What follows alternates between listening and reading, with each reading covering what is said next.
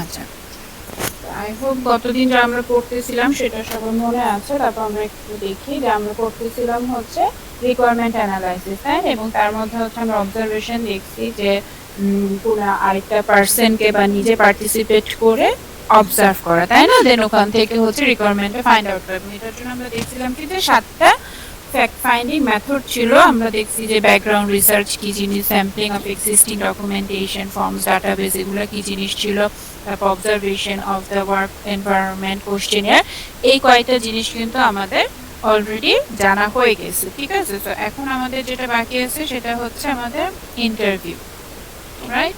তো কোশ্চেনিয়ার পর্যন্ত হচ্ছে আমরা দেখছি, এবং 2 টাইপের কোশ্চেন আছে, একটা কি ফ্রি ফরম্যাট আর একটা হচ্ছে ফিক্সড ফরম্যাট, তাই না? এবং ফিক্সড ফরম্যাটের মধ্যে এরকম হতে পারে মাল্টিপল চয়েস হতে পারে, ট্রু ফলস হতে পারে, যে যেটাতে অপশন হচ্ছে লিমিটেড করা। আর যেখানে অপশন লিমিটেড না, তুমি লিখতে পারবে নিজের মন মতো, সেটা ছিল কি ফরম্যাটের কোশ্চেন, ফ্রি ফরম্যাটের কোশ্চেন। তুমি একটা কোশ্চেন করলো, দেন সেখানে যদি তুমি কিছু স্পেস দিয়ে দাও যে সে তার মতো হচ্ছে রিভিউ লিখলো, যে ধরো কোনো একটা রেস্টুরেন্টের জন্য তুমি অবজারভেশন নিচ্ছে, তো সেটার জন্য কোশ্চেনিয়ার তাহলে এমনভাবে করলা যে তোমার এই কোশ্চেন রেস্টুরেন্ট সম্পর্কে কিছু কোশ্চেন দিয়ে দিচ্ছে এবং তার নিচে কিছু গ্যাপ রাখছে, যে তার ইচ্ছা মতো সে সেখানে লিখবে যে কি ভালো লাগছে, কি খারাপ লাগছে, কোনটা ইমপ্রুভমেন্ট প্রয়োজন। ওকে, বা যদি সেটা না হয়, যে ধরো তুমি যা শুধু অপশন বেঁধে দিলা, তাইলে তখন সেটা হয়ে যাবে কি ফিক্সড ফর্মে, তাই না? এতটুকুর মধ্যে কি কারো কোনো প্রবলেম আছে?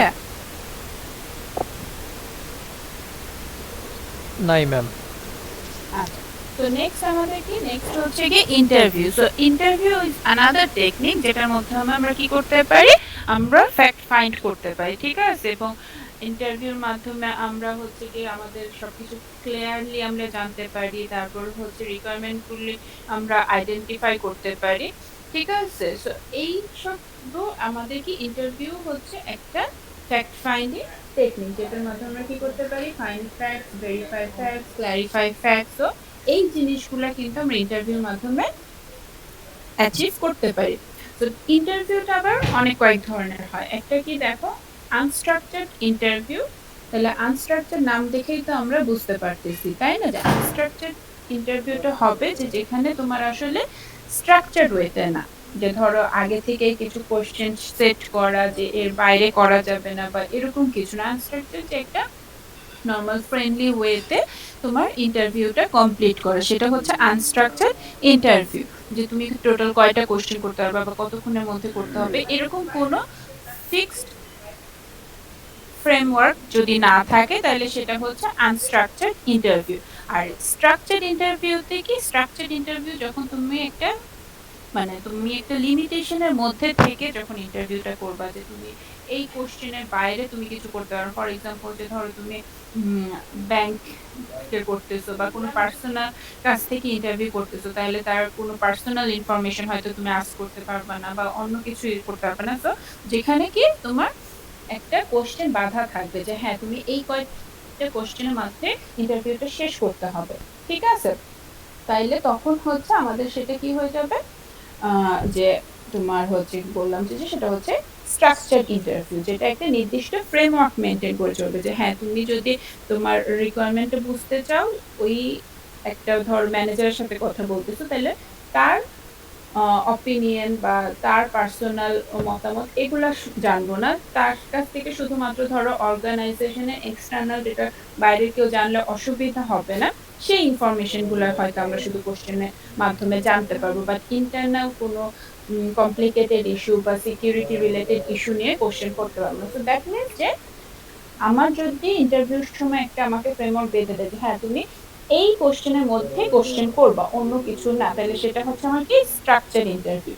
ওকে, আরেক ধরনের কি, যে এটার মধ্যে আবার কি, যে ইন্টারভিউর মধ্যে তো আমরা কি বলতেছি যে কোশ্চেন বেঁধে দেয়, তাই না? তো এখানেও তোমার ওই যে ফিক্সড আর ফ্রি ফরম্যাট আছে, যে ফ্রি ফরম্যাট যেটা সেটাকে ওপেন এন্ডেড কোশ্চেন, যেখানেও হচ্ছে ইন্টারভিউ তার মতো করে যদি রেসপন্স করে, তাহলে সেটা হচ্ছে আমার ওপেন এন্ডেড কোশ্চেন। আর যদি তোমার ওই যে ধরো তোমাকে জিজ্ঞেস করলো যে এই চারটার মধ্যে তুমি কত রেটিং দিবা, বা গুড, ভেরি গুড, ব্যাড এর মধ্যে তুমি কোনটা চুজ করবা যদি তোমার রেস্টুরেন্টকে রিভিউ দিতে হয়, তো এরকম যদি কোশ্চেন করা হয়, তো সেটা অবভিয়াসলি কি টাইপ কোশ্চেন হবে, fixed format or close ended question.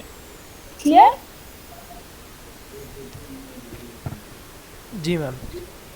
আচ্ছা, দেন তারপরে হচ্ছে ইন্টারভিউ প্রসিড করার কিছু নিয়ম আছে, যেমন তোমার হচ্ছে কাকে তুমি ইন্টারভিউটা করবা। সো ইন্টারভিউকে হচ্ছে কি সিলেক্ট করতে হবে যে তোমার কাকে ইন্টারভিউ করলে তোমার আসলে রিকোয়ারমেন্টটা তুমি ভালো করে বুঝতে পারবা। So select interviews, this one is the number one point. Then ইন্টারভিউতে তুমি কি কি কোশ্চেন করবা বা কি কি আইডেন্টিফাই করতে হবে সেটা তুমি একটা চেকলিস্ট বানাতে পারো। তো সেই প্রিপারেশনটা হচ্ছে নাম্বার সেকেন্ড। দেন তারপরে হচ্ছে ইন্টারভিউটা কন্ডাক্ট করা। ওকে, দেন শুধুমাত্র যে কন্ডাক্ট করলে হবে তা না, সেই ইন্টারভিউ থেকে তুমি কি পাইলা, ঠিক আছে, কি রিকোয়ারমেন্ট গুলা তুমি নিচ্ছ এবং সেটা থেকে তোমার অ্যানালাইসিস কি সেটাও কিন্তু ফাইন্ড আউট করা। তো এই চারটা হচ্ছে প্রসিডিউর একটা ইন্টারভিউ কন্ডাক্ট করা, যে তুমি কাকে কাকে ইন্টারভিউ করবা, ঠিক আছে, এবং তাকে কোশ্চেন যে করবা এটা কি টাইপের হবে, স্ট্রাকচার হইতে হবে, কোশ্চেন কিরকম, pre format or fix format. তো সেটা কিন্তু ফাইন্ড আউট করতে হবে, ঠিক আছে। হ্যাপি করবো ইন্টারভিউটা এখন, ঠিক আছে। হ্যালো। জি ম্যাম, শোনা যাচ্ছে ম্যাম এখন। ঠিক আছে। ইন্টারভিউটা কন্ডাক্ট করার পর সেইটা থেকে হচ্ছে কি করতে হবে, তোমাকে আবার একটা সামারি ফাইন্ড আউট করতে হবে যে তুমি যে ইন্টারভিউ করলে সেটা সামারিটা কি, ঠিক আছে। তো সেটা হচ্ছে প্রসিডিউর। এই প্রসিডিউরে আমরা আরো কিছু জিনিস পড়ে, যেমন হচ্ছে যে কোশ্চেনে কি কি হচ্ছে আমাদের অ্যাভয়েড করতে হবে, ঠিক আছে। তো এরকম হচ্ছে এক এক অর্গানাইজেশনের জন্য এক এক রকম গাইডলাইন্স দেওয়া থাকে, যে তুমি হচ্ছে কি কোনো বায়াস কোশ্চেন করতে পারবে না। যে ধরো বায়াস বলতে আমরা কি বুঝি, যে ধরো তুমি যদি গভর্নমেন্ট কোনো ইস্যু নিয়ে কোশ্চেন করো, সেই ক্ষেত্রে তুমি এক দলকে সাপোর্ট করা আরেক দলকে হচ্ছে কি সাপোর্ট করা না করা, এইসব কোনো বায়াস কিছু করতে পারবে না, ঠিক আছে। বা তারপর একটার পর একটা কোশ্চেন সেটাও করতে পারবে না। তো এইরকম জিনিসগুলো কিন্তু অ্যাভয়েড করতে হবে। তো দেখো এখানে লেখা আছে যে কি types of question to avoid, loaded question, leading question, তারপর বায়াস কোশ্চেন, এগুলো হচ্ছে অ্যাভয়েড করতে হবে। দেন তারপরে কোশ্চেনের এখানে যেমন কয়েকটা গাইডলাইন্স দেওয়া আছে, নট নেসেসারি যে সব অর্গানাইজেশন এরকম, বাট এটা হচ্ছে ইন জেনারেল একটা গাইডলাইন্স দেওয়া আছে, যে যেমন তোমার হচ্ছে কি আই কন্টাক্ট থাকতে হবে, তোমার বডি ল্যাঙ্গুয়েজ, পশ্চার, এগুলো করতে হবে, তাই না। কারণ তুমি একটা মানুষকে ইন্টারভিউ করতে গেছো, এবং সেই ক্ষেত্রে যদি তুমি একদম পায়ের উপরে পা বসে তার ইন্টারভিউ না, সেটা তো দেখতে ভালো লাগে না, তাই না। তো তোমার বডি ল্যাঙ্গুয়েজটা কিরকম হবে, তুমি তার সাথে আই কন্টাক্ট কিভাবে করতেছো, তোমার ভয়েস ক্লিয়ার থাকতে হবে। তারপরে হচ্ছে এমন কোনো ধরো টাফ ল্যাঙ্গুয়েজে, যে অনেক কঠিন কঠিন কমপ্লেক্স ইংলিশ ইউজ করে যদি কোশ্চেন করো, যে যাকে করতেছো সে বুঝলোই না, ঠিক আছে। তো ওরকম কোনো কমপ্লেক্স কোশ্চেন বা তাকে হচ্ছে হেয় করার মতো কোনো কিছু করা যাবে না, ঠিক আছে। তো এইগুলো হচ্ছে কিছু ইন জেনারেল গাইডলাইন্স এখানে দেওয়া আছে, যে use clear and concise language, then don't include your opinion, যেটা যে আগেই ছিল যে বায়াস কোশ্চেন করা যাবে না, যে তুমি বললে যে এই দলকে এরকম, তুমি এটাকে এরকম করতেছো কিনা, বা তোমার অর্গানাইজেশন হচ্ছে যে এই দলকে সাপোর্ট করছে, তো এরকম কোনো কোশ্চেন করা যাবে না, ঠিক আছে। দেন থ্রেটেনিং কোনো কোশ্চেন করা যাবে না।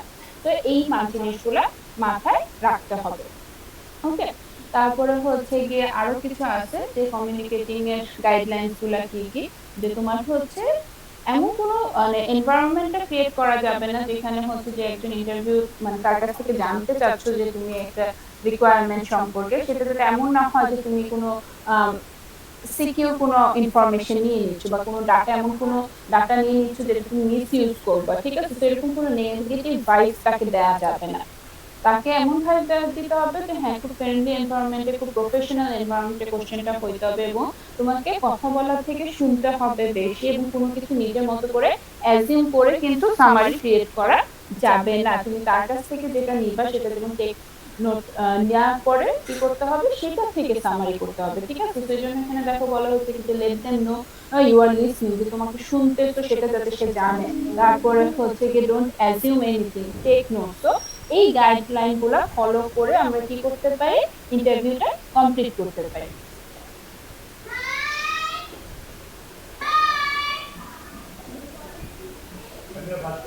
তো বডি ল্যাঙ্গুয়েজ এগুলো তো বললামই।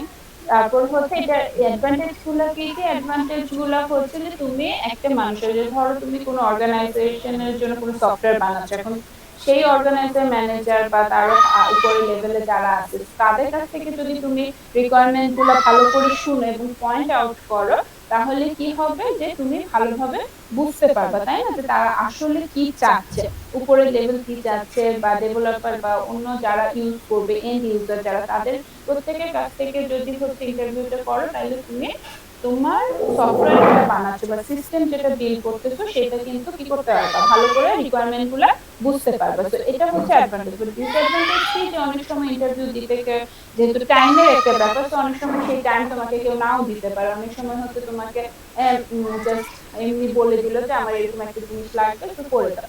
এরপরে ইন ডিটেলস যে তোমার কোশ্চেনে ধরে ধরে আনসার দিবে, ঠিক আছে, সেই টাইম কিন্তু অনেক সময় নাও থাকতে পারে।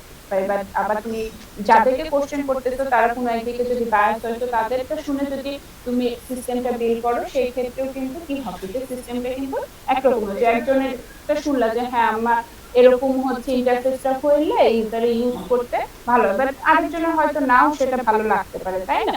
তো এই জন্য তোমাকে কিন্তু ফাইন্ড আউট করা যে কার ইন্টারভিউ নিলে, কোন এন্ড ইউজারের ইন্টারভিউটা নিলে এটা ভালো হবে, সেটা ফাইন্ড আউট করাটা একটা কমপ্লেক্স থিং। তো সেই ক্ষেত্রে হচ্ছে এটার একটা ডিসঅ্যাডভান্টেজ।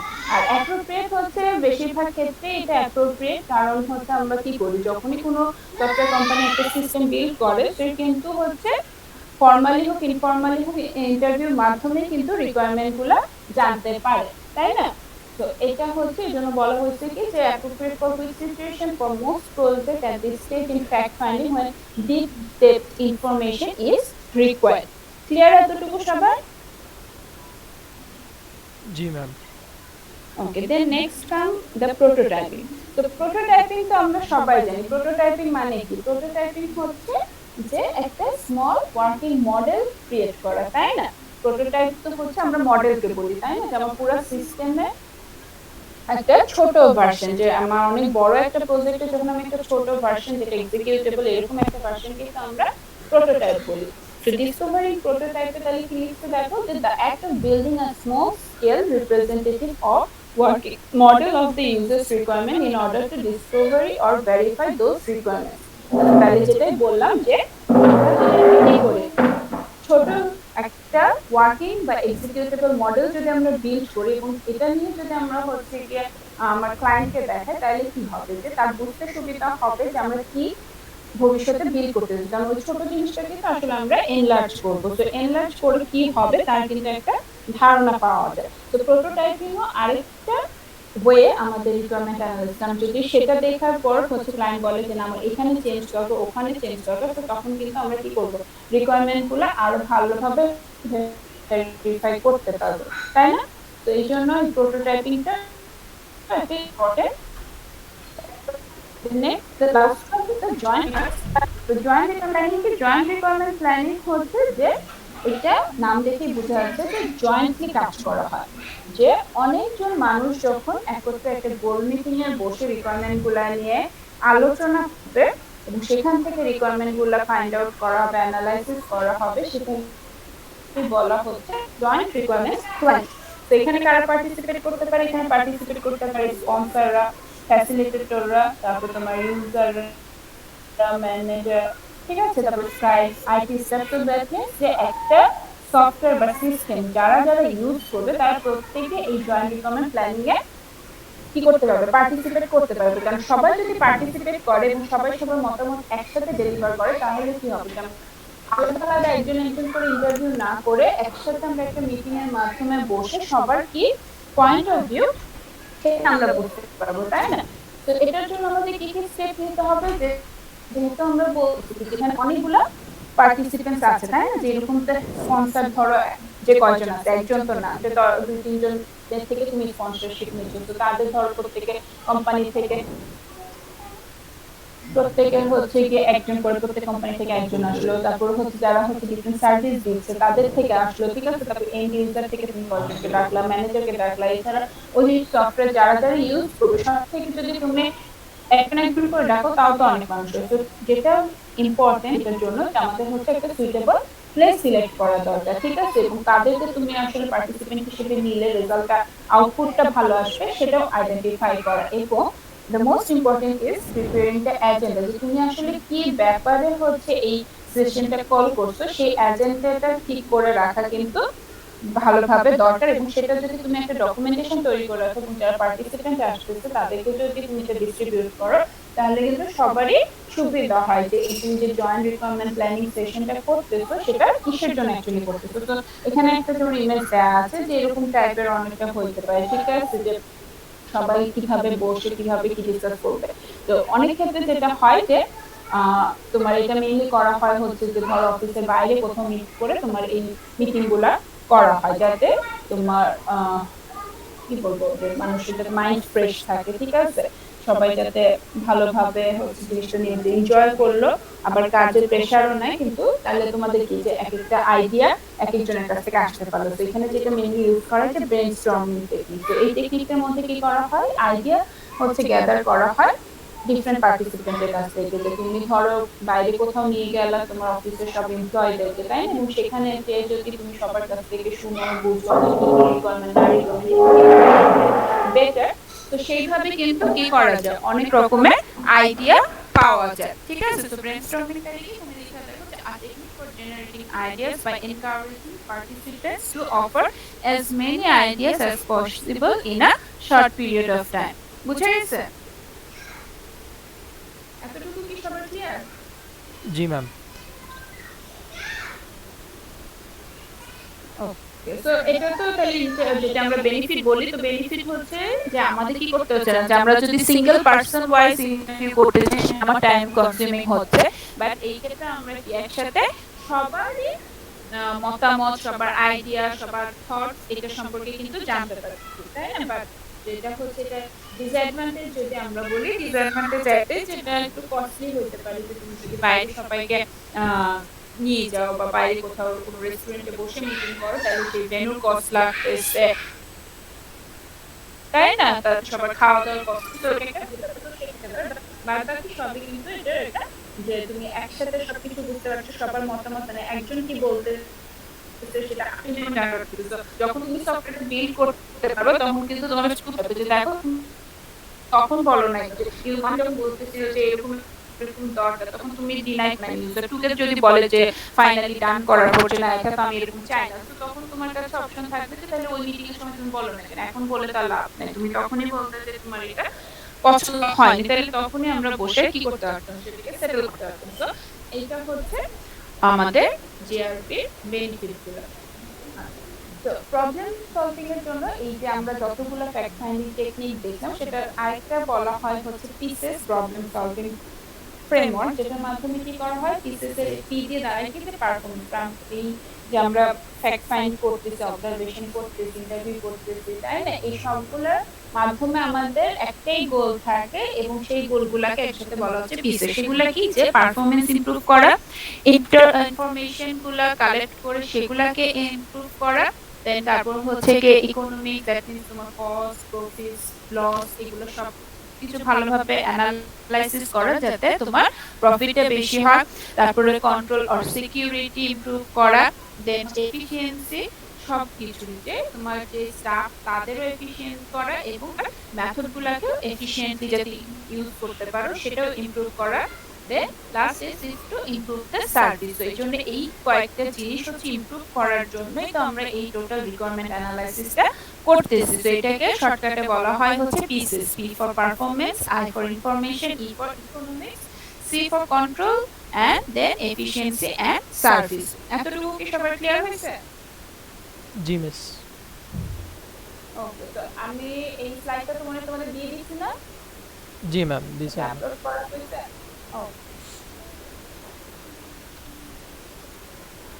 নেক্সট আমরা যাব হচ্ছে রিকোয়ারমেন্ট মডেলিং।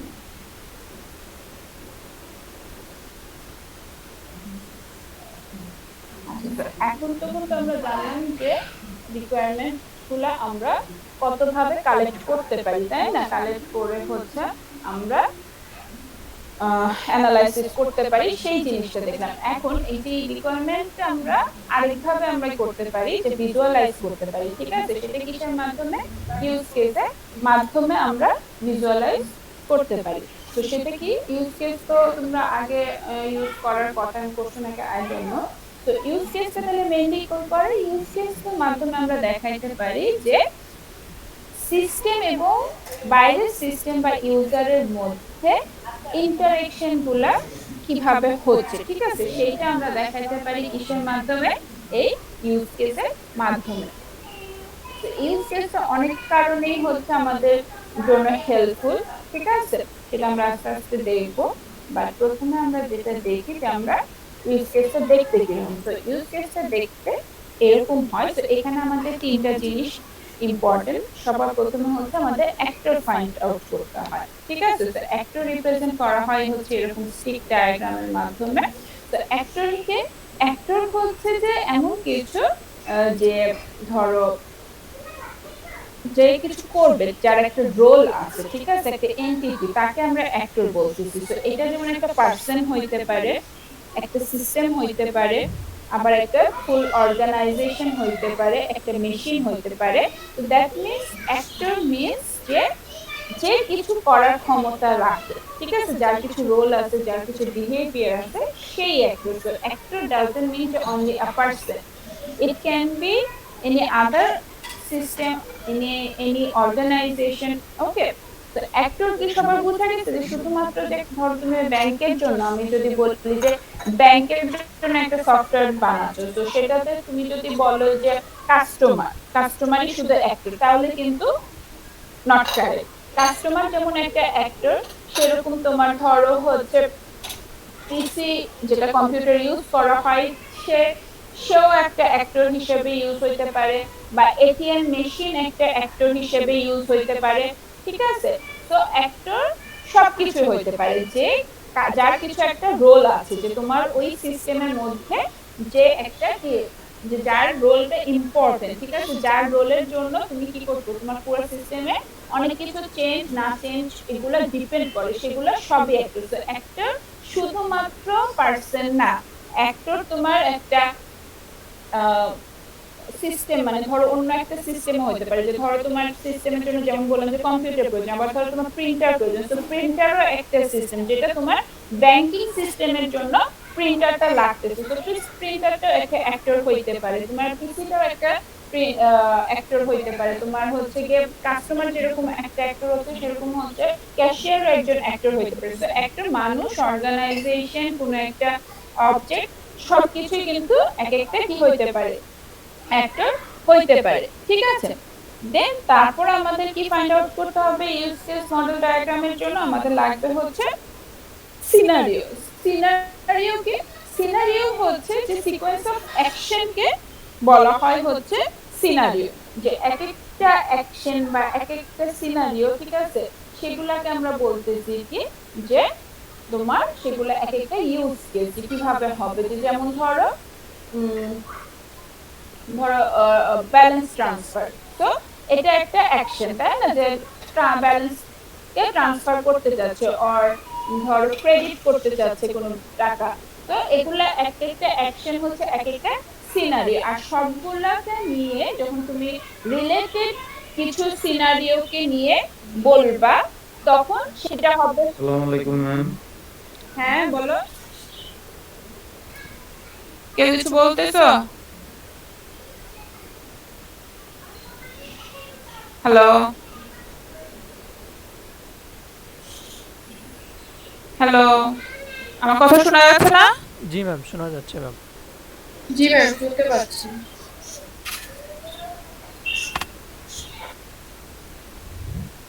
যেটা বলতেছিলাম, সিনারিও হচ্ছে তোমার অ্যাকশন, তাই না, বা ইন্টারেকশন বলতে পারো, যে একটা সিস্টেমের মধ্যে যেই হচ্ছে কি হবে, যে ইন্টারেকশন গুলো যেটার মাধ্যমে হবে, সেগুলা হচ্ছে আমার এক একটা সিনারিও, এবং রিলেটেড সিনারিওকে আমি একসাথে বলতে পারি একটা ইউজ কেস, ওকে। তো এই কয়েকটা জিনিস, তো ইউজ কেসকে আমরা তাইলে কি এভাবে সার্কেল হিসেবে আমরা দেখাতে পারি, ঠিক আছে, যে ডিফারেন্ট ডিফারেন্ট ইউজ কেস হচ্ছে আমাদের এইভাবে হবে, অ্যাক্টর গুলো এইভাবে হবে, আর এখানে যে বক্সটা দেওয়া হয়েছে সেটাকে বলা হয় সিস্টেম বাউন্ডারি। তো এখন আমি কি বললাম, যে আমার সিমিলার সিনারিও বা রিলেটেড সিনারিও গুলাকে আমি এক একটা ইউজ কেস বলতেছি, তাই না। তো ডিফারেন্ট ডিফারেন্ট ইউজ কেসের জন্য ডিফারেন্ট ডিফারেন্ট আমার ডায়াগ্রাম ড্র করতে হইতে পারে। যে যেমন তোমরা হচ্ছে, আমরা গত ক্লাসে পড়ছিলাম হচ্ছে গিয়ে ফিশ বোন ডায়াগ্রাম, তাই না। তো ফিশ বোন ডায়াগ্রাম যেমন এক একটা প্রবলেম আর সেটা কজ আইডেন্টিফাই করার জন্য আমরা করতেছিলাম, নট যে একটা বিগ প্রবলেমের জন্য। যে একটা বিগ প্রবলেমের মধ্যে কি কি প্রবলেম হবে সেটার জন্য যেমন আমরা ডিফারেন্ট ডিফারেন্ট ফিশবোন ডায়াগ্রাম বা শিকার ডায়াগ্রাম ড্র করতেছিলাম, ঠিক সেরকম ইউজ কেসও কি হবে যে এক এক ধরনের ইউজ কেসের জন্য আমার একটা সিস্টেমে কয়েক ধরনের ইউজ কেস হইতে পারে। ওকে, এতটুকু কি সবার বুঝা গেছে? জি ম্যাম। ম্যাম একটা কোয়েশ্চেন ছিল, হ্যাঁ বলো। এই ফিশ বোন ডায়াগ্রাম কি আমরা একাধিক ডিফারেন্ট ডিফারেন্ট প্রবলেমের জন্য ডিফারেন্ট ডিফারেন্ট ইয়া বানাবো নাকি? এই যে হ্যাঁ ফিশ আমি তো বোন। ওটাই বলছিলাম না, আচ্ছা আচ্ছা। আমি তো একটা বলি না, আমি তো বলছি যে ধরো তুমি নিছো হচ্ছে গিয়ে রেস্টুরেন্ট, এখন রেস্টুরেন্টে যে প্রবলেম গুলো হইতে পারে সেটার জন্য আমার কয়েকটা হবে, যেমন একটা ফিশবোন ডায়াগ্রাম হইতে পারে যে আমার ব্যাড রিভিউ, আরেকটা আমার আসতে পারে হচ্ছে গিয়ে ব্যাড ফুড, তারপরে তোমার প্রবলেম হইতে পারে হচ্ছে গিয়ে আরো অনেক কিছু, যে ধরো ইলেকট্রিসিটি প্রবলেম বা অন্য যে মানে যাবতীয় এক একটা প্রবলেমের জন্য আমার হচ্ছে ড্র করতে বলছি, এবং ও তোমরা যে যে প্রজেক্ট সিলেক্ট করছো সেটার মধ্যে কি কি প্রবলেম হওয়া পসিবল এবং সেগুলার মানে কজ গুলা কি কি হবে সেগুলা দেখা আমি ড্র করতে বলছিলাম। ঠিক আছে ম্যাম, আমি তো একটা ফিশ বোন ডায়াগ্রামে সব প্রবলেম দিয়ে দিছি ম্যাম। ম্যাম না, একটার মধ্যে নাম তো বলে দিছিলাম সেদিন, বলো। আমরা তো হচ্ছে ওভাবেই করছিলাম। ম্যাম এক্সপ্লেইন কি করতে হবে নিচে যে এটা মানে ডায়াগ্রাম তো না না, আঁকলেই তো হবে না? ডায়াগ্রামটা আঁকলে হবে, কিন্তু যেমন আমি বলছিলাম হচ্ছে যে সেখানে কিছু ইস্যু থাকবে, কজ থাকবে, ঠিক আছে, তো সেই জিনিসগুলো যেটা স্লাইডে নাই আমি সেই জিনিসগুলো নিয়ে একটা নোট লিখতে বলছিলাম তোমাদেরকে, তারপরে হচ্ছে ডায়াগ্রাম আঁকাইতে বলছিলাম। ঠিক আছে, তো যাদের প্রবলেম আছে তারা আবার কারেক্ট করে সাবমিট করবে, আমি এখনো দেখি নাই, আমি দেখি।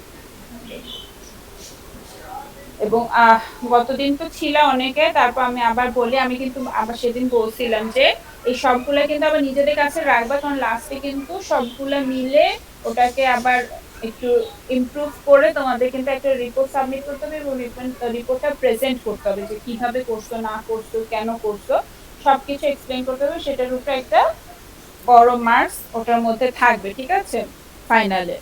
তো ওটা কিন্তু সবাইকে ফাইনালি, এই যে আমরা যত ধরনের করতেছি, যে যেমন তোমার আমরা প্রথমে কি পেলাম, অ্যাক্টিভিটি ডায়াগ্রাম, দেন তারপরে হচ্ছে class class. Diagram, Ishika diagram, তো এই জিনিসগুলা কিন্তু নিজেরা রাখবা, এবং লাস্টে কিন্তু এই সবগুলা মিলে এবং সেটাকে হচ্ছে তোমার অর্গানাইজ করতে হবে, যেমন আমরা তো হচ্ছে প্রথমে ডিজাইনটা দেখছি তাই না, বাট আগে তো হবে হচ্ছে প্ল্যানিং, তারপরে হচ্ছে রিকোয়ারমেন্ট, তো রিকোয়ারমেন্টের মধ্যে আমরা দেখছিলাম ইশিকাও, দ্যাট মিনস ইশিকাও ডায়াগ্রামটা আগে যাবে, তারপর যেমন এখন ইউজ কেস ডায়াগ্রাম করবো, তারপর ইউজ কেস ডায়াগ্রাম আসবে, তারপরে তোমার হচ্ছে গিয়ে ক্লাস ডায়াগ্রাম, দেন অ্যাক্টিভিটি ডায়াগ্রাম, তো জিনিসগুলো কিন্তু এইভাবে অর্গানাইজ হবে। তো তোমাকে কিন্তু রিপোর্টটা যখন আমরা সাবমিট করবো তোমাকে কিন্তু রিঅ্যারেঞ্জ করে তারপরে একটা সুন্দর করে রিপোর্ট করে আমাকে সাবমিট করতে হবে, এবং শুধুমাত্র সাবমিট করলে খুবই কম মার্কস পাবো, ওটা কিন্তু আমাকে তোমাদের প্রেজেন্ট করতে হবে, ঠিক আছে, যে আমি যেমন এই স্লাইডটা এভাবে প্রেজেন্ট করতেছি তোমরা ওটা একটা ডক ফাইলে লিখে সেই ডক ফাইলটা আমাকে বুঝাই দিবা যে কিভাবে কি করছো না করছো, তো ওইটার উপরে কিন্তু ফাইনালে একটা বড় মার্কস ডিপেন্ড করতেছে, ঠিক আছে, এবং সেটা ডিসেম্বরে মাঝামাঝি সময়ের মধ্যে তোমাদের সাবমিট করতে হবে, একদম লাস্টে না।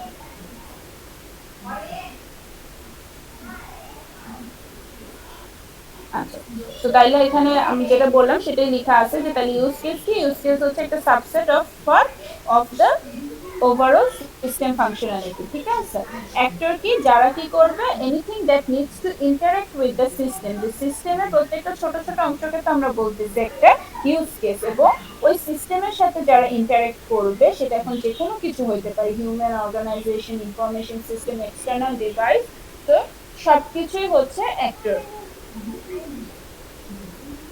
তারপরে হচ্ছে টেম্পোরাল ইভেন্ট কি, টেম্পোরাল ইভেন্ট হচ্ছে যে যেই ইভেন্টটা কি হয় যে সিস্টেমটাকে তোমার ট্রিগার করবে, ঠিক আছে, যে কোনো সময়, যে ধরো একটা কাস্টমার আসলো, এটা একটা যেমন ইভেন্ট, কাস্টমার হচ্ছে ধরো কোনো কিছু বিল পে করলো, সেটা একটা ইভেন্ট, তো এইরকম যে ইভেন্টগুলোর কারণে কি হয় আমার স্টেট চেঞ্জ হয় সিস্টেমে, সেগুলাকে বলা হচ্ছে টেম্পোরাল ইভেন্ট। ওকে, তারপরে কি বলা আছে যে অ্যাক্টর আবার কয়েক ধরনের হইতে পারে, যেমন প্রাইমারি বিজনেস অ্যাক্টর যেটা, সেটা কি, যে যারা সরাসরি আমার সিস্টেমটা থেকে বেনিফিটেড হবে, ঠিক আছে, তারা হচ্ছে আমার প্রাইমারি বিজনেস অ্যাক্টর বলা হচ্ছে, যে ওরা একদম ডিরেক্টলি কি যে মানে তাদের জন্যই মেইনলি হচ্ছে কি তাদের তাদের গোলটাই ফুলফিল করা হচ্ছে সিস্টেমটা বিল্ড করা প্রধান লক্ষ্য, ঠিক আছে? সেটাই হচ্ছে তারাই হচ্ছে প্রাইমারি বিজনেস অ্যাক্টর।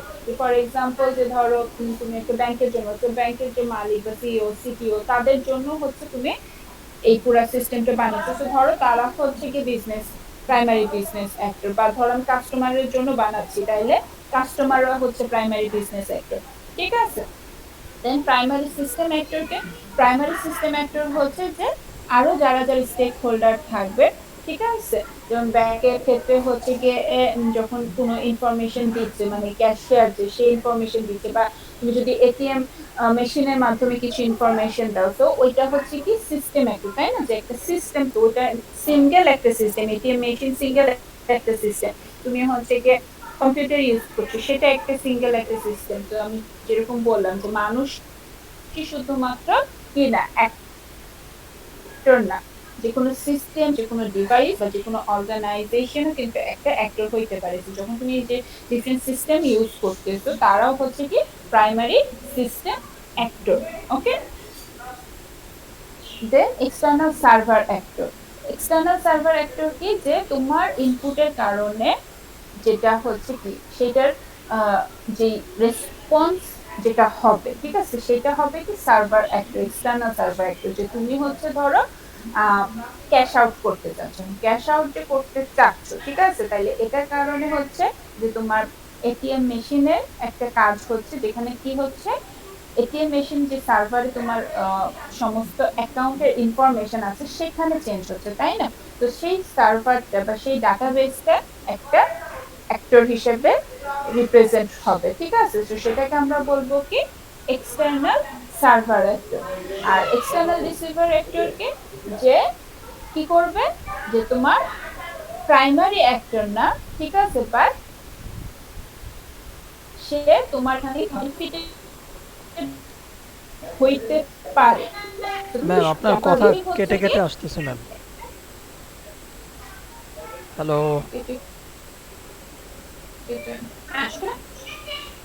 হ্যালো জি ম্যাম, এখন হ্যালো, শোনা যাচ্ছে ম্যাম।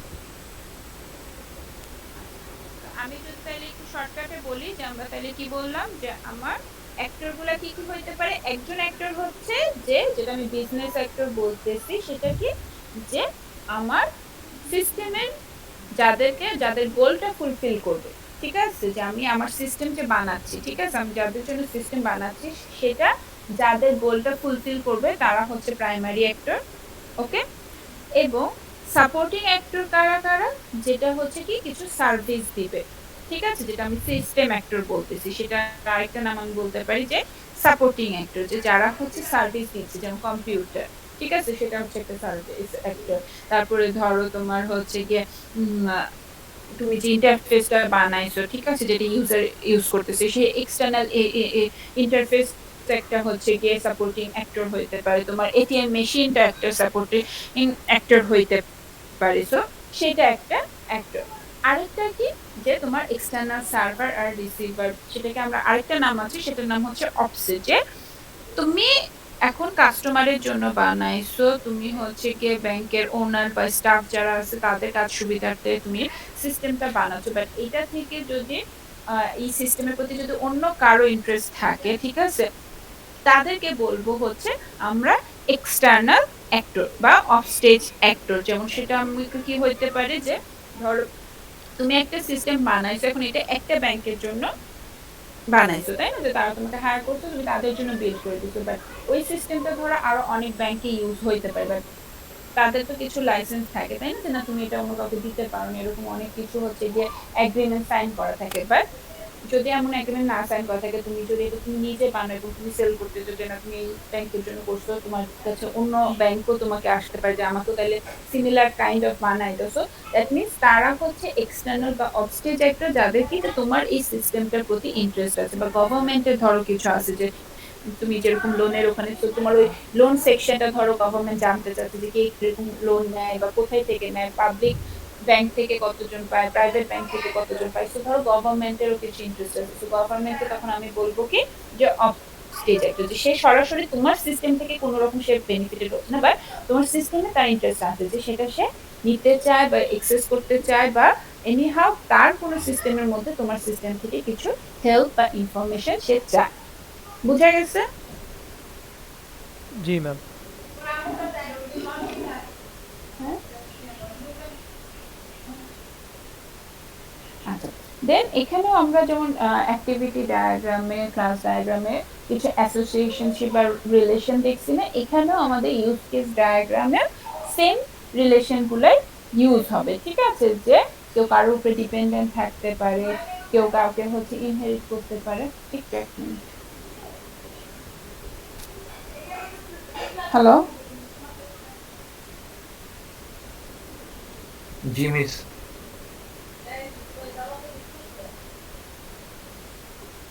আরে ম্যাম হ্যালো। ফোনে কথা বলতেছে।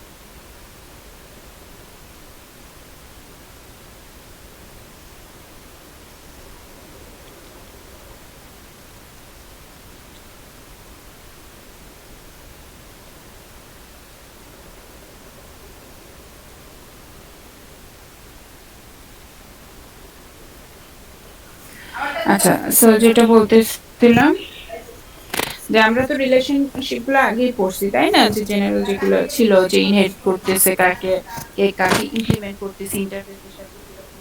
তো এখানেও ওরকম রিলেশনশিপ ইউজ হয়। তো রিলেশনশিপ এখানে মেইনলি যেটা ইউজ হয় এখানে হচ্ছে একটা হচ্ছে এক্সটেন্ড। তো এক্সটেন্ডটা কখন করবো, এক্সটেন্ড যেটা হবে সেটা হচ্ছে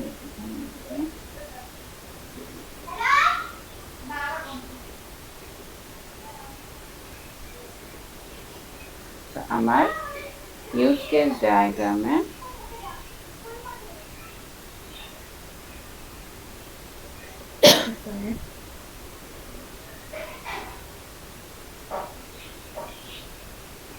আমার কথা শুনতে পাচ্ছ তো? জি ম্যাম শোনা যাচ্ছে।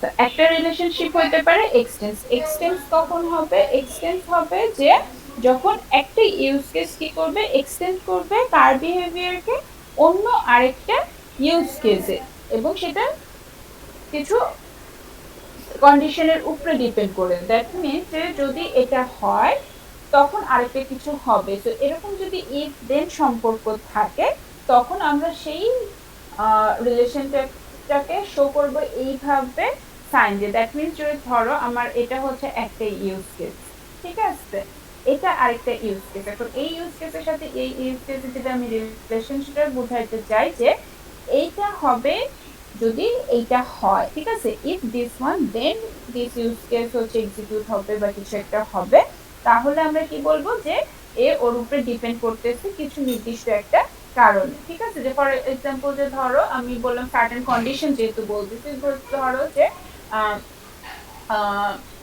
ধরো সোয়েটার প্রোডাকশন, ঠিক আছে, সোয়েটারের প্রোডাকশন কখন হবে, যদি উইন্টার আসে, তাই না? তো দ্যাট মিনস হচ্ছে কি উইন্টার সিজন এটার উপরে ডিপেন্ড করতেছে হচ্ছে আমার সোয়েটারের সেল বা ওয়ার্ম ক্লোথের হচ্ছে সেল বা প্রোডাকশন, এই জিনিসগুলা ডিপেন্ড করতেছে। তো যদি এই দুইটা ইউজ কেস হয় তাহলে এদের মধ্যে রিলেশনশিপটা কিরকম হবে আমাকে দেখাইতে হবে হচ্ছে এক্সটেন্স। ঠিক আছে, তো যদি এটা হয় তাহলে ওটা হবে, বাট যদি আমার উইন্টার টাইম না আসে আমার ওয়ার্ম ক্লথ প্রোডাকশন বা সেল কোনোটাই হবে না, তাই না? তো আমার এটা ডিপেন্ড করতেছে একটা সার্টেন কন্ডিশনের উপরে, এবং এটা হইলে এই একটা ইউজ কেস যদি হয় তাহলে আমার আরেকটি ইউজ কেসও তখন দরকার হচ্ছে, ঠিক আছে? একটা ইউজ কেসের বিহেভিয়ারের উপরে আমার আরেকটা ইউজ কেস ডিপেন্ড করতেছে, তাহলে আমি সেই রিলেশনশিপটাকে আমি বলতেছি কি যে এটা হচ্ছে এক্সটেন্ড। ক্লিয়ার? এটুকু কি বোঝা গেছে সবার? জি ম্যাম। ঠিক আছে, তো এটাকে আমরা বলতেছি কি যে এক্সটেনশন use case, যে a use case consisting of steps extracted from a more complex use case in order to simplify the original case and thus extends its functionality, এবং এটাকে আমরা এইভাবে দেখাতে পারি। আচ্ছা, তো এখানে যেমন দেখো একটা এক্সাম্পল দেয়া আছে যে কি জেনারেট ওয়্যারহাউস প্যাকিং অর্ডার, ঠিক আছে? এটার সাথে কি যে প্লেস নিউ মেম্বার অর্ডার, ঠিক আছে? তো এটার সাথে ডিপেন্ড করতেছে এইটা প্লাস ক্যালকুলেট অর্ডার সাবটোটাল, তাই না? যে যদি নতুন মেম্বারের অর্ডার আসে তখনই তো আমার কি করতে হবে, আমার হচ্ছে গিয়ে অর্ডারটা, তারপর তোমার টোটাল কস্ট, তারপর ওটার সাথে হচ্ছে গিয়ে ট্যাক্স সার্ভিসটা যা যা অ্যাড করা সেই কাজটা যেমন করতে হবে, সাথে হচ্ছে আমার ওয়্যার হাউসে কি করতে হবে যে আমাকে এই প্রোডাক্টগুলো প্যাক করে দিতে হবে, তাই না? তো এটা ডিপেন্ড করতেছে এই দুইটার সাথে আসতেছে। তো এই জন্য এই দুইটা তাহলে কিভাবে আমরা দেখাবো, এভাবে এক্সটেন্স এই রিলেশনশিপের মাধ্যমে আমরা দেখাবো। বুঝে গেছে? এটুকু কি সবার ক্লিয়ার? জি ম্যাম। আচ্ছা, দেন তারপরে হচ্ছে আমাদের যেটা সেটা হচ্ছে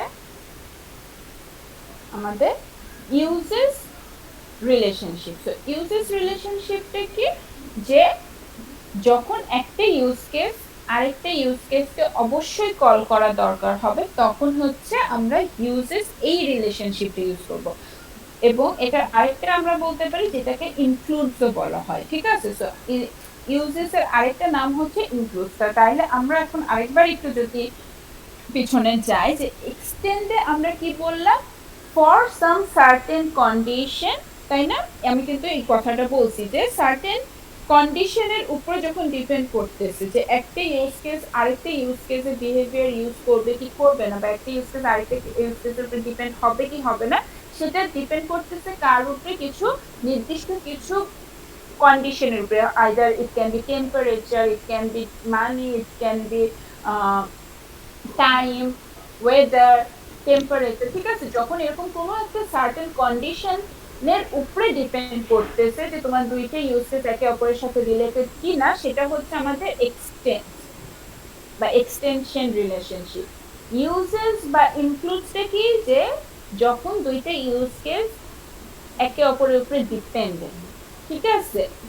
সেটা কোনো সার্টেন কন্ডিশনের জন্য না, সব সময়ের জন্য, তখন হচ্ছে ইউজেস বা ইনক্লুড। যে ইনক্লুড যে তোমার এটার সাথে এই ইউজ কেসটা ইনক্লুডে তুমি একে বের করতে পারবা না, ঠিক আছে? সেইটা হচ্ছে আমাদের কি বলতেছি ইউজেস বা তোমার হচ্ছে ইনক্লুড। যেমন এখানে একটা দেয়া আছে যে দেখো যে আর যখন অর্ডারটা প্লেস হচ্ছে, ঠিক আছে, এবং তোমার হচ্ছে চেঞ্জ করতেছে, দ্যাট মিনস তোমার হচ্ছে এই পোস্টার অ্যাড্রেস রিভাইস, এটা ডিপেন্ড হচ্ছে যে নতুন মেম্বার আসতেছে তার জন্য হচ্ছে পোস্টাল অ্যাড্রেসটা রিভাইস হচ্ছে, আবার চেঞ্জ যদি করতে চাই সে অ্যাড্রেসে সেটাও। তো এই রিভাইসটা ইনক্লুড করতেছে এই দুইটা জিনিসকে।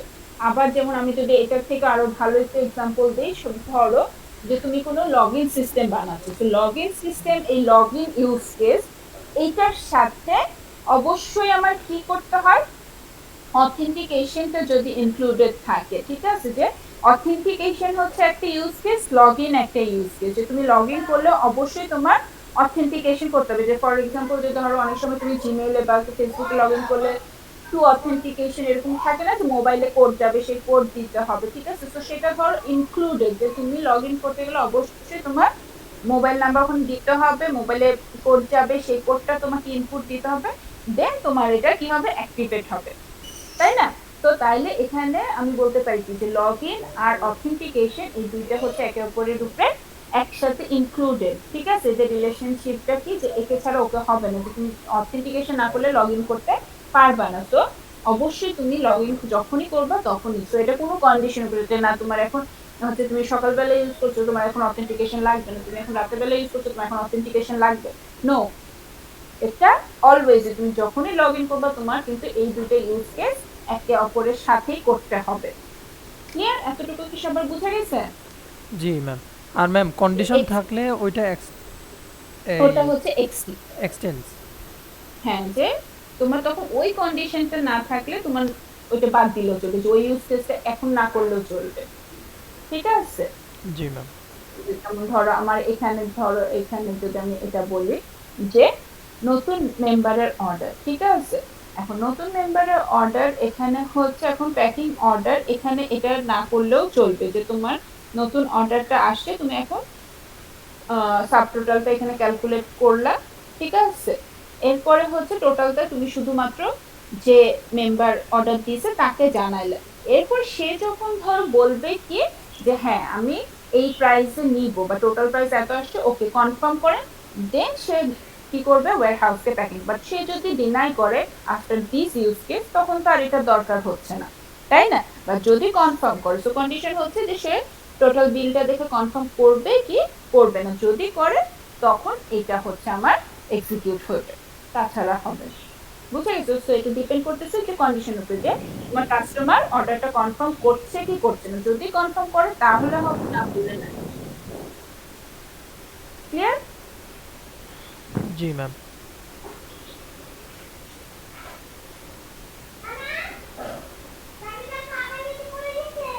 আচ্ছা, তারপরে আরেকটা হচ্ছে ডিপেন্ড অন। তো ডিপেন্ডস অন কি হয়, যে এটা কি a use case relationship that specify which other use cases must be perform before the current use case. ঠিক আছে? যে এটা বোঝাচ্ছে কি যে তোমার একটা ইউজ কেস পারফর্ম করার আগে কোনটা অবশ্যই করে আসতে হবে, সেটাকে আমরা দেখাতে পারি কি এই ডিপেন্ডস অন এটার মাধ্যমে। ঠিক আছে? যেমন এখানে ধরো যে ডিপোজিটটা করবে, ঠিক আছে? তো মেকার ডিপোজিট করার আগে অবশ্যই তো ধরুন যে কেউ যে তো ব্যাংকে টাকা দিয়ে দিলেই হইলো না, তাই তার কি কি থাকতে হবে, ওইটার আগে থাকতে হবে কি যে তার অবশ্য ওই ব্যাংকে একটা অ্যাকাউন্ট থাকতে হবে, তাহলেই তো হচ্ছে সে কি করতে পারবে, তার অ্যাকাউন্টে টাকা জমা দিতে পারবে, তাই না? তো তাহলে অবশ্যই এই ইউজ কেসের আগে এই ইউজ কেসটা করতে হবে। এই জন্য এটাকে বলতেছে কি যে depends on this use case. Same way তো যদি ধরো তুমি অ্যাকাউন্ট খুলছো বাট সেখানে কোনো টাকা রাখো নাই, তাহলে তুমি এখন যদি উইথড্র করতে যাও তাহলে কি পারবা? পারবা না। সো দ্যাটস ওয়াই দেখো যে মেক উইথড্র, সেটার আগে তোমার অবশ্যই কোনটার উপরে ডিপেন্ড করতেছে, যে মেকা ডিপোজিট। আবার মেকা ডিপোজিট ডিপেন্ড করতেছে যে তুমি ওখানে একটা ব্যাংক অ্যাকাউন্ট ওপেন করছো। তো এগুলা সবগুলো একে অপরের উপরে ডিপেন্ড। যদি ডিপেন্ড এরকম হয় তখন আমরা বলতেছি কি যে ডিপেন্ডস অন। তো এটা এখন কোনটা আসলে তুমি ইউজ করবা, এটার কেস টু কেস ভ্যারি করে, যে তুমি কখন হচ্ছে কি এক্সটেন্সটা ইউজ করবা, কখন তুমি ইনক্লুড দিবা, ওকে, কখন তুমি হচ্ছে ডিপেন্ডস অনটা ইউজ করবা, এটা কমপ্লিটলি তোমার সিস্টেমের উপরে ডিপেন্ড করবে, তাই না? যে ধরো ডিপেন্ড অনের এই জায়গাতেও তুমি এক্সটেন্ড ইউজ করতে পারো, বাট মানে এটা সার্টেন কেসের ক্ষেত্রে অবশ্যই তোমাকে ডিপেন্ডস অন ছাড়া অন্য দুইটা আমরা যেটা দেখলাম সেই দুইটা ইউজ করা যাবে না। আবার অনেক সময় দেখবা যে ডিপেন্ডস অন যেখানে ইউজ করতে সেখানে হয়তো এক্সটেন্স আমরা ইউজ করতে পারি, ঠিক আছে? আবার সেখানে আমরা ইনক্লুডও ইউজ করতে পারি, আর কিছু কিছু ক্ষেত্রে দেখবো যে না, এখানে আমার শুধু ইনক্লুড হবে, সেখানে আমার এক্সটেন্স বা ডিপেন্ড অন এটা ইউজ করলে হবে না। তো তাইলে আমরা যদি প্রথমে আসি তাইলে আমরা এটাকে কি করে করতে পারি, যে ফার্স্ট অফ অল আমাদের দেখতে হবে যে দুইটা ইউজ কেসে আমার একসাথে কল করতে হবে কিনা, ঠিক আছে? যদি মাস্ট কল হয় তখন মাস্ট, যদি আমি বলতেছি, ঠিক আছে, তখন আমরা ইনক্লুড দিয়ে দিব। এরপরে কি বলতেছি, যে আমার ইউজ কেস যদি একটা কন্ডিশন, যদি কোনো কন্ডিশন বলা থাকে আমার সিনারিওর মধ্যে, ঠিক আছে, যেমন কোশ্চেন আমি যেরকম বুঝেছিলাম, তো ওরকম কোশ্চেনের মধ্যে যদি একটা সিনারিও বলা থাকে যে আমার যদি কন্ডিশন এরকম হয় তাহলে এটা হবে। সো কন্ডিশন ওরকম বলা থাকলে এক্সটেন্ড, আর যদি কোনোটাই আমরা না দেখি যে না মাস্ট কলও না কোনো কন্ডিশনও না, দেন আমরা রিলেশনশিপটাকে কি বলতে পারি, বলতে পারি হচ্ছে ডিপেন্ডস অন। ক্লিয়ার? জি ম্যাম। ওকে, তো আজকে এতটুকু আমি পড়ায় ছাড়তেছেন, বাকিটা কালকে শেষ করবো, তারপরে হচ্ছে আমি এটা আপলোড করে দেবো, ঠিক আছে? তো এতটুকুর মধ্যে কি কারো কোনো কোশ্চেন আছে?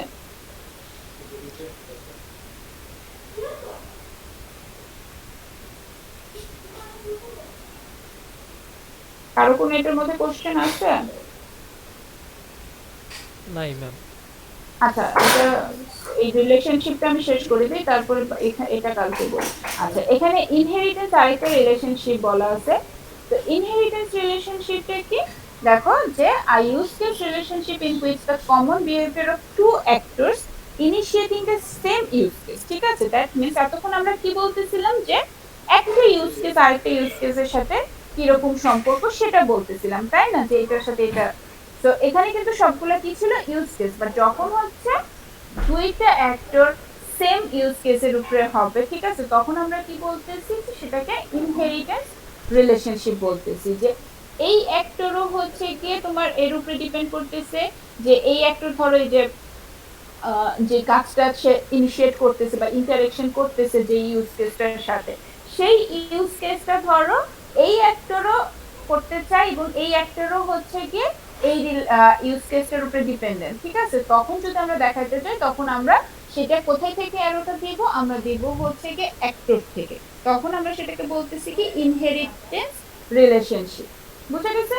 তো অন্যগুলো ছিল আমার শুধু use case to use case, আর এটা কি যে একটা অ্যাক্টর যেই কাজটা বা যেই ইউজ কেসটাকে ইনিশিয়েট বা ইন্টারেকশন করতেছে সেটা যদি আরো একাধিক অ্যাক্টরেরও প্রয়োজন হয়, ঠিক আছে, সেম কাজই, তখন আমরা দেখাবো কি বা সেই রিলেশনশিপটাকে আমরা কি বলবো, ইনহেরিটেন্স রিলেশনশিপ। ম্যাম একটা উদাহরণ দিয়ে দেখাই দিলে ভালোই তো। আচ্ছা, উদাহরণ যেমন এখানে তোমাদের বলা আছে, এছাড়া যদি আমি বলি, ধরো আমার উদাহরণ ধরো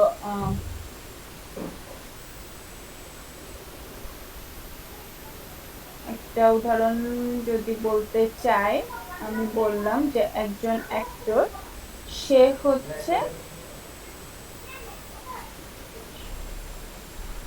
তার ইনিশিয়াল করতে হবে ধরো অনলাইন শপিং বেসড ম্যাম একটা। অনলাইন শপ, তোমাদের আমি অনলাইন নিয়ে কিছু বলবো না, অনলাইন হচ্ছে তোমরা সবাই online shopping, online medicine, online card, সব অনলাইন, অনলাইন নিয়ে আমি কিছু বলবো। আচ্ছা, তো ধরো ফোন কোম্পানি, ঠিক আছে, তো ফোন কোম্পানি বা কোনো কাস্টমার সার্ভিস, তো কাস্টমার সার্ভিসে হচ্ছে গিয়ে এই অ্যাক্টর যে, ঠিক আছে, সে হচ্ছে কল হ্যান্ডেল করে, ঠিক আছে। এখন কল হ্যান্ডেল করে আরো যেটা অ্যাক্টর আছে, ধরো এই অ্যাক্টর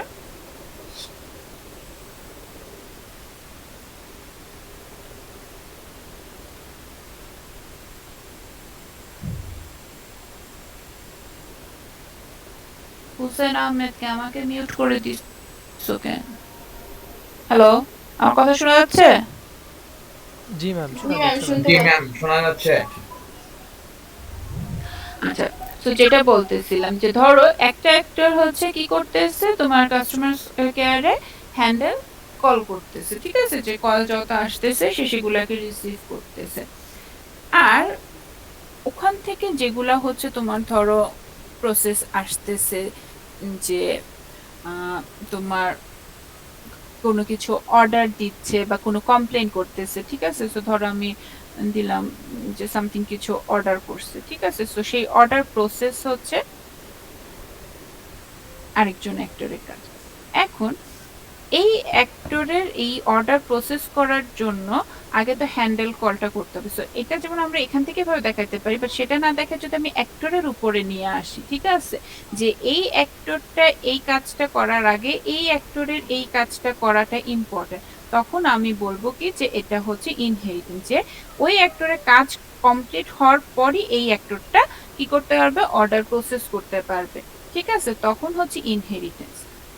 ক্লিয়ার? আর যখন আমি হচ্ছে একটা অ্যাক্টরের কাজ হওয়া নিয়ে আমি যখন কথা বলবো না, আমি শুধুমাত্র ইউজ কেস নিয়ে বলবো, যে আমি বলতেছি হ্যান্ডেল কল আর বলতেছি হচ্ছে অর্ডার প্রসেস, ঠিক আছে, তো এই হ্যান্ডেল কল আর অর্ডার প্রসেস হচ্ছে, আমি যদি বলি যে এরা ডিপেন্ডেন্ট, যে অর্ডার প্রসেস করা আর হ্যান্ডেল কল, ঠিক আছে, তখন সেটা ডিপেন্ডেন্ট, বাট সরাসরি যেমন হচ্ছে গিয়ে কল রিসিভ করে, কারণ সবসময় যে অর্ডার আসবে তা তো না, এটা যেমন ডিপেন্ড করতেছে কন্ডিশন উপরে, যে যদি অর্ডার আসে তখন অর্ডার প্রসেস করতে হবে, সো তাইলে আমি এখানে কি দিব, তখন আমি লিখবো যে এক্সটেন্স, তাই না, যে এদের সম্পর্কটা হচ্ছে কন্ডিশনের উপরে ডিপেন্ড করতেছে। So যদি আমি এরকম use case to use case রিলেশনটা দেখাই, সেটা হয়ে যাচ্ছে আমার কি, আমার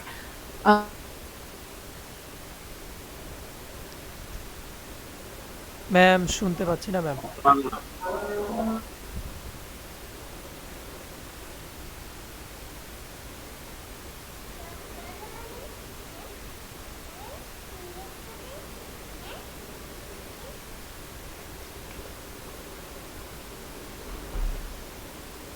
হোসেন আহমেদ,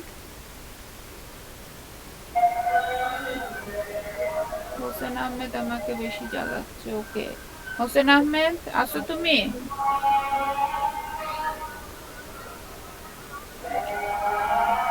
আচ্ছা, তো যেটা কতটুকু শুনছো, আমি যেটা বলছিলাম যে যদি কি হয় যে একটা অ্যাক্টরের কাজ যখন ডিপেন্ড করতেছে আরেকটা অ্যাক্টরের কাজের উপরে, ঠিক আছে, তখন আমি বলতেছি ইনহেরিটেন্স।